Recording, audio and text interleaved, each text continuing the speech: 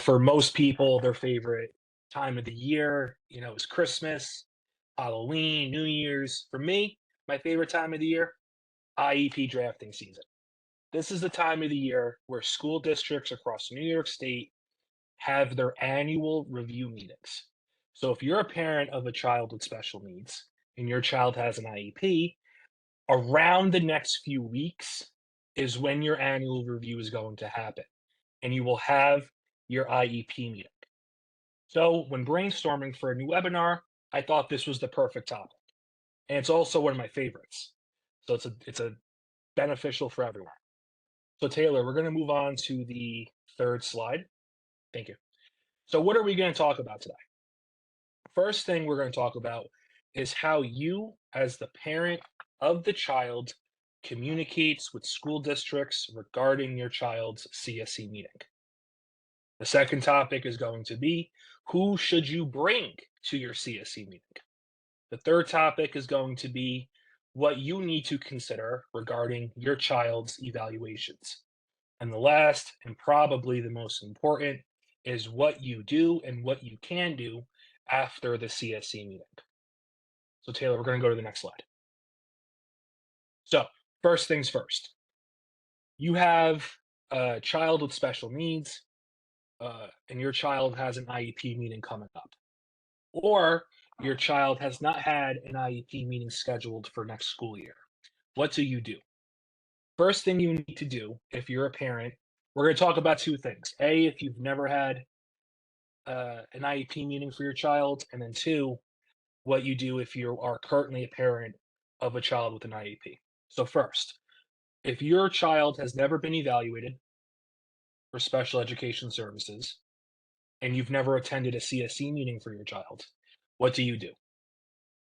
You need to look at the circumstances surrounding your child and determine for yourself whether you think your child needs an IEP. If you think your child needs an IEP, what you need to do is send a letter to the CSE chairperson of your district. Now, who's the CSE chairperson?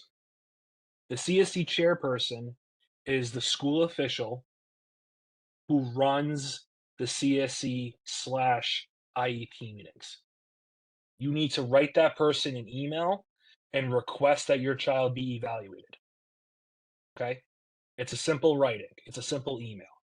Now, why does it have to be in writing? Because the state education law requires it. And I've heard many stories of parents having these discussions verbally, and then nothing gets done. So what you need to do is request the IEP and request the evaluations in writing. Now, I did a webinar on the evaluation procedure last month. If you'd like to know more about that, definitely check out the video on YouTube or our firm's bio, my firm bio. The video's there. Now, what you need to do is if your child currently has an IEP, maybe the CSE meeting is scheduled. For a lot of parents, they are not scheduled. What you need to do is request that the IEP meeting happen and give them like a couple dates over a few weeks. But if you do not have one scheduled from now until the next 2 weeks, you should request an IEP meeting from the school district. Simply email the chairperson. Hi, Miss So-and-so. I'm the mom of my child. I would like a CSE meeting on these following dates, whatever time and date works for you. That has to be done in writing. Now, I like to think strategically with the IEP meetings. I really think they should happen April or May for students. June, the absolute latest. The reason being is that it may take a few weeks, especially now during IEP drafting season. It may take a few weeks for the district to give you the copy of the IEP. So if you wait till the end of June and you may get the IEP, the final draft, end of July, good luck. Most of the school district's going to be off. So you want to think strategically in that regard. So if you have the IEP meeting in the next few weeks, you get the IEP, let's say middle of May, you have enough time to have further discussions with the district. So you it's up to you, but I would really, you know, my advice is always try to have the IEP meeting middle to end of April. Obviously, you can have one sooner, but if you're going to wait, try to get one middle of April, end of April. Now, a frequent question I get is whether these IEP meetings can be done through Zoom, Microsoft Teams, like we're doing now. The answer is yes. You, as the parent, this is in the law. There's no ifs, ands, or buts about this. The law says this, that you can request that the IEP meeting be done in person, be done over the phone, or be done virtual. Now, it's beneficial for, the clients we have here because if I have a client in Rochester, I live in the Bronx, I work out of the Manhattan office. So even though I'm 7.5 hours away, I can still attend the CSE meeting. And most importantly, if you have, which I'll get to later, if you have someone who you want to bring to the IEP meeting and they're, 7, 8 hours away, they're across the country, as long as they can have access to their camera or their phone, they can attend the meeting. Now, I do frequently advise that these meetings be done virtually. A, because it's just more comfortable for everyone to be in their own home doing this. But B, these meetings can get very contentious. You know, I've attended CSC meetings, and the attorneys at our firm have attended CSC meetings where they've literally turned into screaming contests. Like, just nothing gets done and we're just screaming at each other. If that was in person, it would have been a lot more confrontational. So I just always prefer that it be done virtually. Now, that's only a few of the CSE meetings. A lot of CSE meetings are usually pretty good, but those rare times where, especially if you've had, conflict with the school district, it may just be a better move for you to have it done virtually. It may just be a better move. And for a lot of parents, they they when they're advocating for their child, a lot of them find it easier to do it over the phone, right? Rather than doing it in person. Because if you're in person and you're in a room full of teachers and school officials, you may not be willing to speak up as much. So I usually prefer they be done virtually. Now, you as the parent, it's your right to do whatever you want, but that's usually my advice. Now, one thing I always like to do, and I always advise parents to do this, is simply have a conversation with the CSE chairperson. What evaluations are we discussing at my child's CSE meeting? My child's been evaluated for speech language therapy. She underwent an autism spectrum disorder evaluation. She had her an auditory evaluation. These are the evaluations I have. Do you have a copy of those same evaluations? You want to have that conversation because sometimes what happens is the parents think one thing's being discussed and the school district thinks another thing's being discussed. You really want to have those conversations ahead of time. It's a quick email. A quick email. Hi, Miss So and so. Attached are my child's most recent evaluations. I just wanted to give them to you a few weeks in advance of the meeting so we're all on the same page. Then I always ask, was there anything else you wanted to discuss at the meeting? If so, please send me a copy of what you want to discuss. 1, 2, 3, and it saves you the hassle. Okay, it's always good to establish that communication with the school district to avoid anything turning any surprises coming up during the meeting. Okay, so remember, request a meeting in writing. That has to be done. Don't call, request it in writing. Try to make sure the meeting happens May or April. You don't want to do it end of May because you may not get the IEP till middle of June, and then good luck trying to get stuff squared away in July. And I recommend they be done through Zoom or over the phone, and always reach out to make sure that everyone's on the same page about what's being discussed. Now we're good for the next slide. Now, a great question I get a lot is, Nick, how do I request an initial evaluation for my child? Now, what's the initial evaluation? The initial evaluation is the evaluation that occurs when a parent first refers their child to the CSE process. That means is you're reaching out in writing, as we discussed, you're reaching out in writing to request that your child be evaluated for special education services, thus, with the goal of your child receiving an IEP. Now, what's this called? This is called making a referral. Okay. Now, I only have a little bit of time to go through this briefly. We have a whole webinar on this from last month. Definitely give that a watch. Now, you want to make the referral in writing.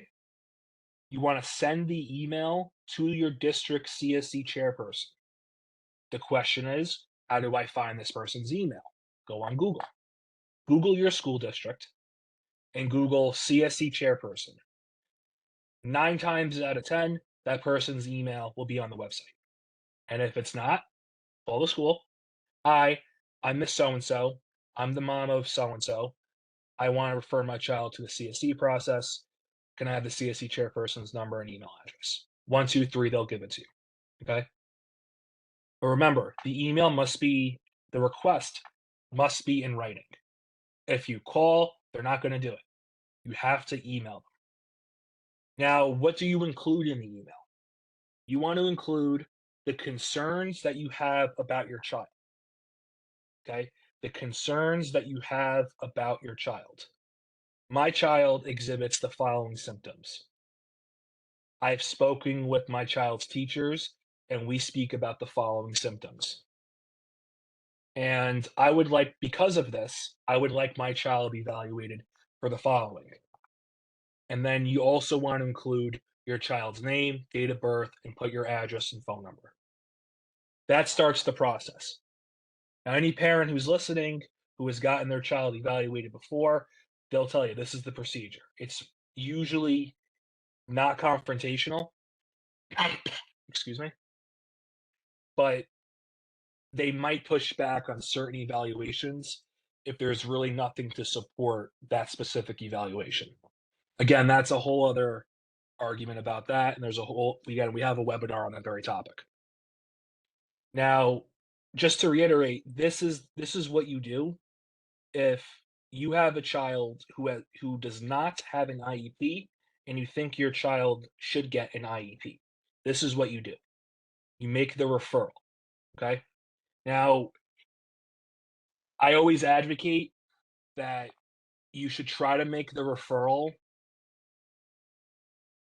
Well, it depends how old your kid is, really. It really depends. But you should try to get the referral, at least for this school year. January, February of this year would have been a good time to make the referral. Now, why is that? Because it takes 60 days for the evaluations to happen. Now, it's going to take a while. So you got to give the district time to evaluate your child. If you do it now, you might be able to get things lined up for end of May, early June. But again, you're pushing it very close. Okay. Now, Taylor, we're going to move on to the next slide. Now, a great question I get frequently is, who should you bring to the CSE meetings? Okay, who should you bring? Now, the way the law is written, there are 8 different types of people who must attend the CSE meeting. Now, you don't necessarily have to bring these people or invite them yourself. The district has to bring these people. Now, it's your job as the parent to make sure that these people are attending. Now, let's go over it now. This is actually probably going to be the longest part of the presentation. So, who is required to be at the meeting? You, the parent of the child. Who knows the child better than the child's mother or father? No one. I always tell this to parents. Mom and dad, you have a PhD in your child. You are the leading experts on your child. There is not a single person on earth who knows your child better than you. You should always attend the CSE meetings. Now, oftentimes it's either the mom or the dad, sometimes it's both. Regardless, you should have, if you're the parent or you're the legal guardian of the child, you should be at these CSE meetings. If you're not at the meeting and the meeting happens, that's a whole other can of worms. And maybe I should do a presentation on that, Taylor. That's a whole other can of worms.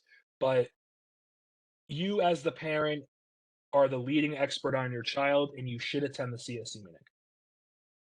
Next is your child's regular education teacher. The child your child's general education teacher, the teacher who just teaches your child the subject matter without any special education services.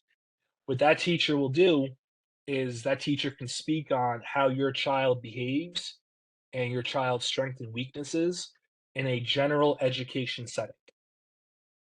Now, how your child behaves with all the support and services is one thing, how your child behaves without it is another. Now, or what your child struggles with, what your child's strengths are. The general education teacher will be able to speak about that. Now, your child's special education teacher. If your child is in a smaller classroom setting, for either the whole day or part of the day, that teacher, like the general education teacher, will be able to speak about your child's strengths and weaknesses throughout the school day. A district representative, this is 9 times out of 10 the CSE chairperson. Sometimes it's the CSE chairperson and then just a district representative, meaning a director from the district. It really depends on the district, but there will be somebody from the district there to, I guess, advocate the position of the district. Now, I think the next person is probably the second most important person that's invited after the parents, and that person is someone who can interpret the results of the most recent evaluations. So if your child's been evaluated for speech language therapy or underwent a speech language therapy evaluation, you need a therapist there who can interpret the results of the speech language therapy. You need it. I'm not qualified to interpret the results. Maybe you, mom, and dad are probably not qualified. The district representative probably isn't qualified. You need someone there with the proper education and experience to interpret the results of the evaluation. This is a frequent issue that I see when CSE meetings go sideways. That there are people there who simply do not know what they're looking at when it comes to the evaluations. You need to make sure that the CSE chairperson brings someone to the meeting who can interpret the results of the most recent evaluations. Okay. Now, that person does not have to be the provider who evaluated your child. Oftentimes, I prefer that. But as long as the person's qualified and they can understand what's written on the evaluation, that satisfies what the law requires. Related service providers. If your child gets occupational therapy, speech language therapy, physical therapy, you should bring your child's occupational therapist, speech language therapist, and physical therapist. What they can do is they can discuss the progress that your child has made towards their annual goals. If your child gets speech language therapy and there are goals, we need your provider there to speak about how your child is progressing towards her goals. Now, your provider can also speak about what goals will be appropriate for your child. I always push for my clients to bring their child's providers to these meetings. Always, always, always. Sometimes they just can't, but I always push for it. If you're a parent and you're listening, when you have your IEP meeting scheduled, call your child's providers. See if they can make it. I would even say, like, this is so important. I would even say you should reschedule the meeting to accommodate the schedules of your providers because they can also advocate for an increase or decrease in services. They can advocate for specific goals and they can inform the group how your child is progressing towards their goals. The providers are a key part of this whole procedure. And lastly, for this section, the student can attend. I often I rarely advise in favor of this for a couple of reasons. If your child is younger, there's no benefit to bringing your child to the meeting. If your child is older, they might feel insecure with all these adults speaking about their weaknesses and strengths. So it's usually not a good idea to bring the student to the meeting. Now, you as the parent, it's your decision. But in my experience, I usually and generally advise against it. Now, who are you permitted to invite to the meeting? Now, these next five people are not required, but you are allowed to invite these different types of people. The first, an attorney. You are allowed to bring legal counsel with you to these IEP meetings. You are allowed to. The attorney is a member of this, could be a member of the CSE team and can advocate and speak up just as much as you. That's what I frequently do for my clients. I attend the CSE meetings, I advocate their position, and do my best to make sure the child's getting the IEP they need. You can bring an attorney. If you hear otherwise from a school district, tell them to watch this video. You can bring an attorney to these meetings. The second one, this has only happened a few times. You can bring a religious minister that knows your child to the meetings. If you have a family priest who knows your child very well, or you have a rabbi, or you have another religious figure in your life that knows your child very well and knows your family very well, you can bring them to the meeting. Now, how knowledgeable they are on your child's needs may vary, but you can bring a minister to the meeting. A lot of parents feel that having like a spiritual advisor with them helps calm them down, and that it's beneficial for a lot of people. So you can bring someone as long as they know who your child is. Third one, a doctor. You can bring a medical professional with you to the CSC meetings. Now, most of the time, the doctor's not going to want to go, but you can bring the doctor with you. You can even request that the district bring a doctor to the meeting to discuss your child. You just have to make the request in writing at least a few days before the meeting, but you can do that. You can also bring a family friend as long as they can speak about your child to the meeting. Maybe you're not a psychologist, but your friend is, you know, and your friend can help advocate for your child. Maybe your friend is a special education teacher from a different district. Maybe she can come and help you at the meeting. You know, uh, you can also bring a family member. You know, if your cousin or your brother or your sister, let's say they're teachers, they're doctors, they're an attorney, you can bring them with you to the meetings. You can definitely bring them with you to the meetings. Now, they don't have to attend. They are not required to attend, but you can certainly invite them to the meetings. Now, what's interesting about the first 8 is, the teachers, the representative who can interpret the results, other relevant expertise, related service providers, the student. These are mandated members of the CSC team. If you go into a meeting and there's no one there who can interpret the results of the evaluation, there is no special education teacher. What I would do if I were you, I would cancel the meeting and have it rescheduled. You should have your IEP meeting with a properly composed CSC team. We are now going to move on. Great. So, how do you prepare for your CSC meeting? First step you need to do is review the results of your child's most recent evaluations. I know they can be 20, 30 pages long. You need to review them. Why? Because the results of the evaluation are what is supposed to dictate what is in the IEP. If you don't know your child's evaluations, you are going to be ill prepared for the meeting. Spend some time reviewing the evaluations. This is when maybe you can call a family friend. Maybe you can call a family member who has maybe some knowledge on this stuff. Give them a call, see if they can review it. You can call your attorney to review the evaluations with you.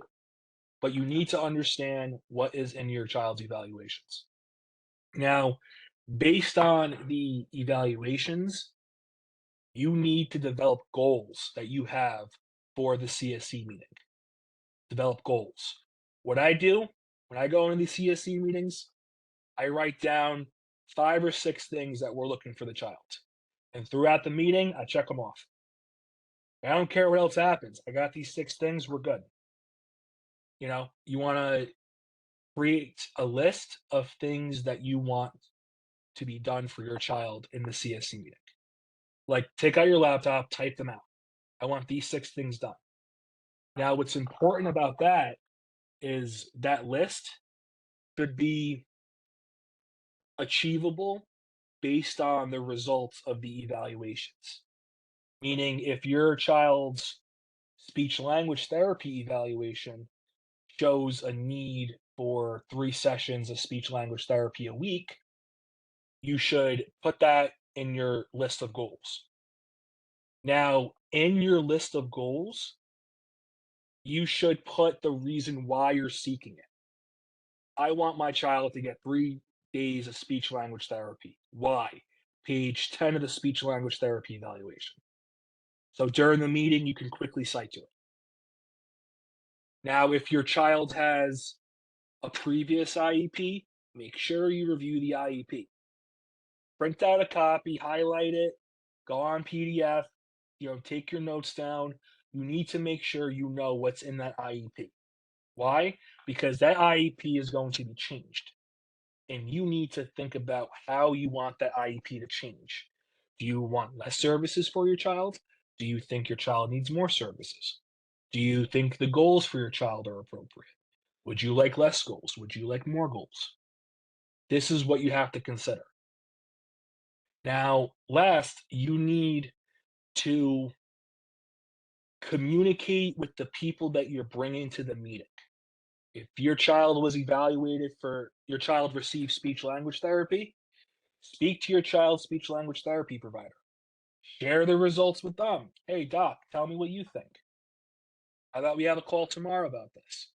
Oh, you can't do tomorrow? Let's do 2 days from now. You want to communicate.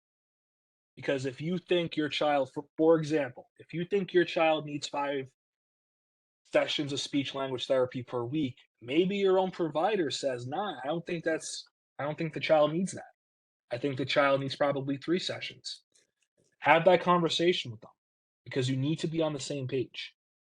Okay? Communicate with your lawyer. Express your thoughts with your lawyer. Express your thoughts with your family member. You need to be on the same page with the people you are bringing to the meeting. We are now going to move on to yes. So now when you're reviewing the evaluations, what should you be considering? Because the evaluations are really those are going to be the discussion points at the meeting. Even though the district can and should consider your point of view, they oftentimes don't if it's not said in the evaluations. Okay. Now, I said this earlier. You need to think realistically. Do the evaluations support the goals that you want to achieve at the IEP meeting? And warrant an increase or decrease in services. If your child's receiving 1 session of occupational therapy per week and you want to increase to 3, you should look at it. Give it a good read. Can you convincingly make the argument that your child needs 3 sessions of occupational therapy? Best way to do that, review the occupational therapy evaluation, show it to the occupational therapy provider, see what they say. Do you think additional goals should be in there on the IEP? You have to look at the evaluations. Now, an important factor is, do you agree with the results of the evaluations? Do you agree with it? If the evaluation if you think your child has a speech impediment and the evaluator finds otherwise, do you agree with that outcome? Do you agree with their determination? You need to ask yourself that honestly. Because if you don't, you have some options you can pursue. And that was discussed in last month's webinar. Now, you need to answer that honestly, because a lot of parents, they may become concerned about their child when they get the evaluation. They may get a completely different perception of their child once the evaluation is done. So you need to have an honest conversation with you and with yourself and tell and ask yourself, do you agree with the results of the evaluation? Now, more importantly, do you think the results of the current evaluation warrant additional evaluations? This is critical. This is very, very critical. If your child gets evaluated for speech language therapy, and in the evaluation, it shows that the child might uh might have a reading disorder, you should have your child evaluated for that. If you see signs of another disability in these evaluations and disabilities you didn't even consider, you should have those evaluations done. You should. And that's why it's very critical to review these and spend some time going through them with a fine comb, sharing them with people that you trust, because there's a timeline with this, and these evaluations have to be done so the IEP meeting can happen. But the most difficult part of this is definitely determining whether you think additional evaluations should happen. That's by far the hardest judgment call. Now, again, what I do is when I get the evaluations, I review them and I look to see if there's anything else in the evaluation that may warrant an evaluation into something else. It takes a while, but once you do it a few times and reread it a few times, you'll be able to identify. So we're going to move on to slide 9. So you prepare for the IEP meeting. You watch the webinar. You gave us a 5-star review. You reviewed it and you took the advice. You requested the meeting in April, early May, the latest. You did the referral in writing. You got the evaluations. You spoke to your provider. You got your team on your side. You went to the CSE meeting, and the CSE meeting lasts an hour, and you had a long discussion about what's appropriate for your child. What do you do next? First thing I always advise my clients to do is you want to take notes during the CSE meeting. So if you're going and you're bringing your husband, your wife, your boyfriend, girlfriend, you're bringing a family friend, one person should be the speaker, one person should be the note taker. You want to make sure you're writing notes. What's being considered? What services are being offered? If you don't hear it the first time, make the person repeat it. Oh, I'm sorry, was that 4 sessions of occupational therapy? 1-to-1 for 30 minutes? Got it. Write that down. Excuse me. You want to review your notes once you're done with the CSE meeting. Make sure you remember what happened, transfer your notes over into a better document, and type everything out. And then you want to have a discussion with the people you invited, the family friend, the minister, the doctor, your attorney, your service providers. Have a discussion, hear their thoughts. Oh, the school district recommends 4 sessions of speech language therapy. What do you have to say about that?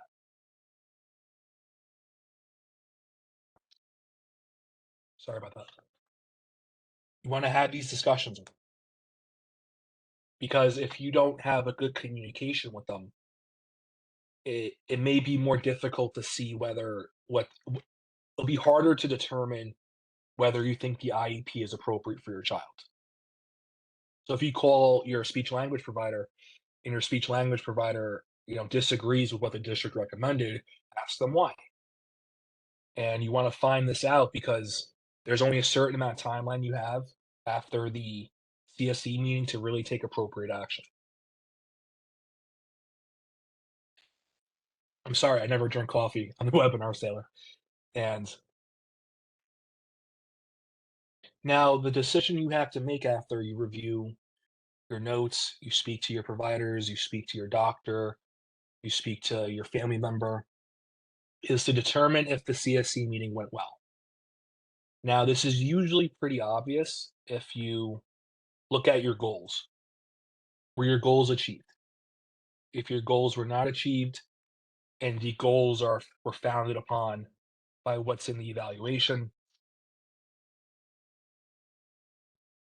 then the CSE meeting probably went well.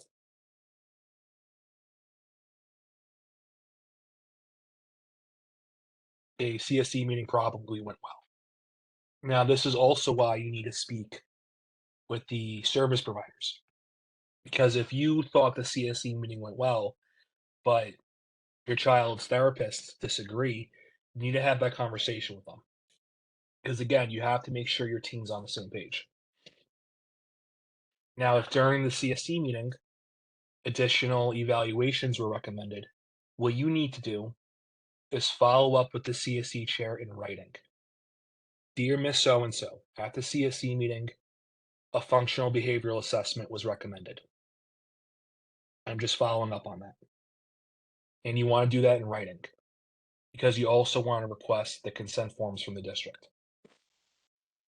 Now, if services were recommended in the CSE meeting, you need to reach out and really determine when those services are going to begin. And depending on the school district, it may take a week or two, maybe 3 weeks for you to get a copy of the IEP. What you need to do is reach out to the CSE chair and find out when you will receive the IEP. Now, once you receive the IEP, you need to review the IEP. Review the IEP with your child's providers. Review the IEP with your lawyer. Review the IEP with whoever you brought to the CSE meeting. Okay? Now, this is also when you compare your notes, because if you took good notes, you can argue that, oh, this wasn't recommended. I thought this was being recommended. Then you have to decide whether you agree with the IEP. Do you think the IEP is appropriate for your child? Hopefully it is. A lot of times it's not. Now, when you receive the IEP, you are supposed to receive a prior written notice. The prior written notice explains the services and goals that your child is going to receive and explains why certain services were denied or rejected. After you receive the IEP, you have to make a decision as to whether or not you would like to explore your further legal options. Realistically, the only legal option, affordable legal option, is to file a due process complaint. Now, the last question I always get is, do parents have to accept the services in the IEP? The answer is no. If you disagree with the IEP, you do not have to consent to it. Remember that. This can only be offered if you consent to what's being offered. So if your child has an IEP from last school year and you really like that IEP, and then the IEP for this school year is something you don't agree with, you can deny the new IEP and just make sure you keep the old IEP in effect. Now we're going to move on to the last slide, Taylor. So, in conclusion, you as parents of children with special needs need to be diligent during the IEP drafting season. You must ensure that you agree with the services and goals recommended by the district. Remember, you do not need to agree with the recommended services. If you wish to pursue a due process complaint, you should consult with an experienced special education attorney to explore your options and help determine the strengths and weaknesses of your cases. And that concludes our presentation. I will now answer any questions that come up. And I apologize for the coughing, everyone. I seem to have a frog in my throat. I apologize. If anybody does have any questions for Nick, please send them via the chat so he can answer those.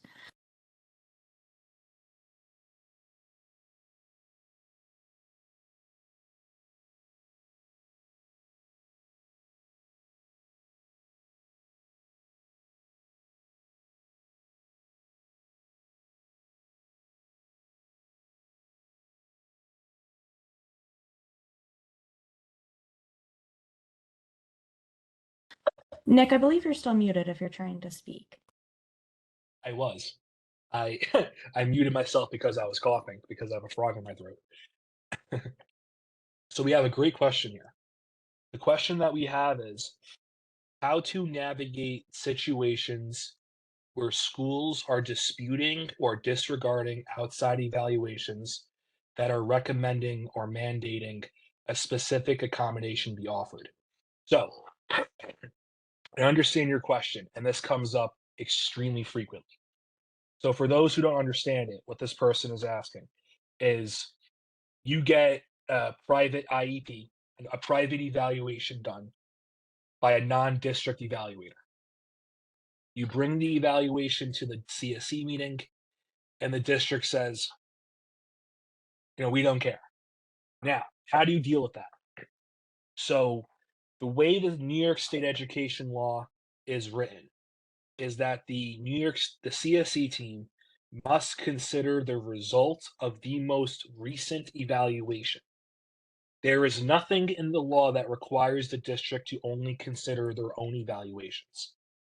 So what I do is I bring the provider. So let's say if it's a private evaluator, I bring the private evaluator in, I have them read the evaluation, and then I have the district ask that person questions. Then my role there is to kind of defend the evaluation. So if you get a private evaluation done and your private evaluator recommends a 1-to-1 aid and the school district says no, to be frank, the only thing you can do is file a due process complaint. So you get your private evaluation done. They recommend a 1-to-1 aid. Go to the CSE team. They say too bad. You then have to file a due process complaint to get the 1-to-1 aid. Okay? Districts are required to consider the results of the most recent evaluation. That's the law requires that. So the short answer is you probably just have to file a due process complaint. I had this happen very recently to one of my clients. We just filed a due process complaint. That's really the only way you can really get the ball rolling and having a discussion like that.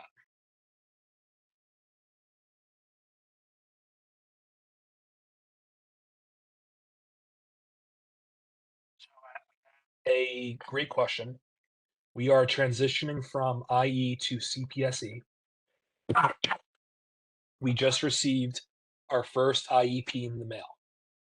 What should I be looking for to make sure my child receives the help they need? A great question.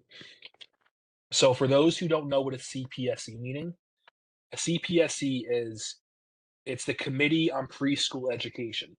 So they're IEPs for pre-K students under 5 years old. For children who are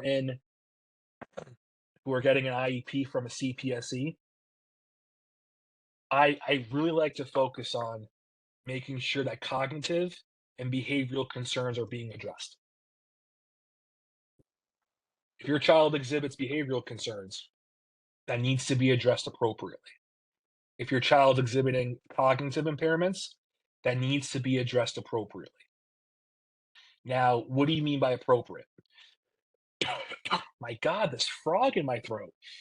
Taylor, when we look at the amount of attendees, make sure we add +1 for the frog in my throat. Jesus Lord. I always look at to make sure that cognitive and behavioral concerns are being properly met. And you want to make sure that like you would any other IEP, that services that are implied in the evaluations are being offered. You need to have difficult conversations with your service providers.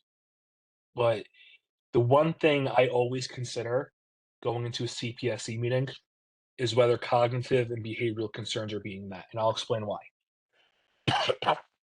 It's because from the ages of 4 to 7, cognitive and behavioral concerns need to be addressed.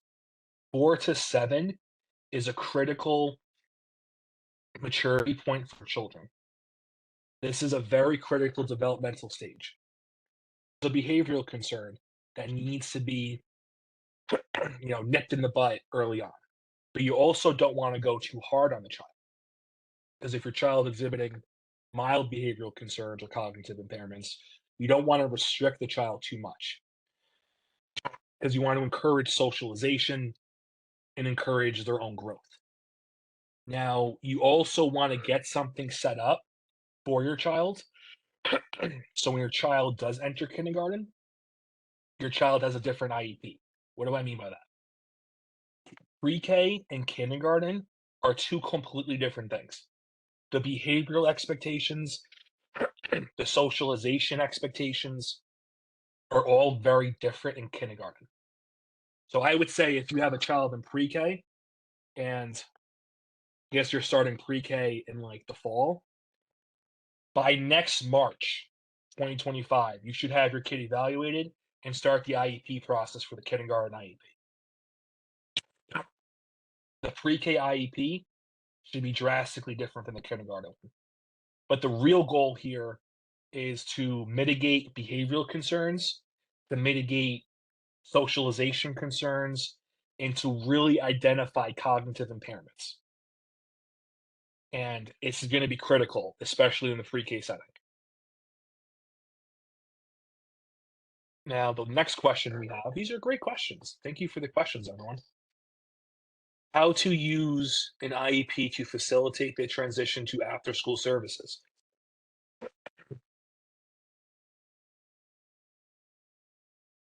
Well, it depends. If by after-school services, or if you're referring to, after-school tutoring, after-school speech language therapy, or if you're referring to like after-school soccer, piano lessons, what what I would do is take into account the services that you're offering your child for after school and take that into account when you request the amount of services during the school day. Because remember, children should have enough time to be children. If your child is in school getting a therapy services throughout the day and then after school getting additional services, you're going to burn your child out. You have to give your child enough time to be a child. So if your child is getting, one or two speech language therapy sessions after school, that might be enough. But what I would probably do is allow the after school providers and your child's in school providers to be able to discuss. Now, if you're asking for the actual physical transition, like paying for transportation, that's a good question. I don't know if you can get the district to drive your kid from school to the after school session. I don't know if they can do that. I only think they're allowed to drive your child to your house.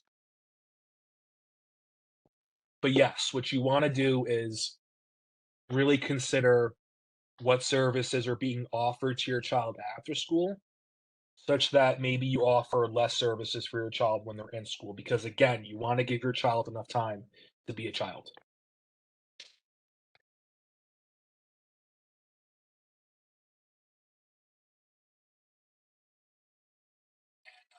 Last individual, we did have a last question, and if I believe that this question is very case specific, and given the nature of the question, I would need to speak to you on a one-on-one setting. So I would advise that you call up the firm and schedule a consultation with me. And I hope I won't bring my frog with me to the consultation or next month's webinar. I believe that's all the questions we have, Taylor, or is there one more question? No, those are actually all of the questions. Thank you everyone for joining today's webinar, and thank you, Nick, for presenting. This presentation was recorded, and a copy will be sent to everyone early next week. I hope everyone has a good rest of their night. Thank you.